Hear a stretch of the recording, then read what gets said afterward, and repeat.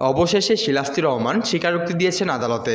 ঝিনাইদহ ৪ আসনের সংসদ সদস্য আনাউল আজিম আনারকে হত্যার উদ্দেশ্যে অপহরণের মামলায় আদালতে আসামি শিলাস্তি রহমান খুনের আগে ও পরের ঘটনাবলীর স্বীকারোক্তিমূলক জবানবন্দি দিয়েছেন। সোমবার ৩ জুন ঢাকায় অতিরিক্ত মেট্রোপলিটন ম্যাজিস্ট্রেট মোহাম্মদ তোফাজ্জল হোসেনের আদালতে তার জবানবন্দি রেকর্ড করেন।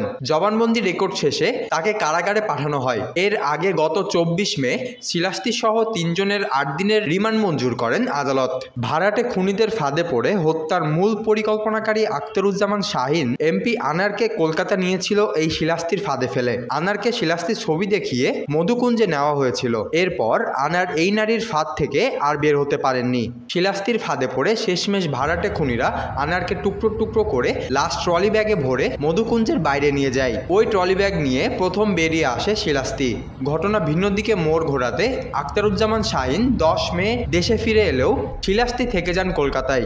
ঢাকা মহানগর পুলিশের গোয়েন্দা বিভাগের এক কর্মকর্তা বলেন, হত্যাকাণ্ডের সময় শিলাস্তি ৩ তলা ফ্ল্যাটের একটি তলায় অবস্থান করেছিলেন, তবে সামনে ছিলেন না।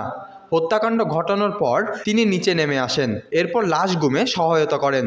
আমানুল্লাহ ও শিলাস্তি মিলেই এমপি আনারের টুকরো করা মরদেহের একটি ট্রলি নিয়ে প্রথমে বের হয়েছিলেন বলে তথ্য রয়েছে।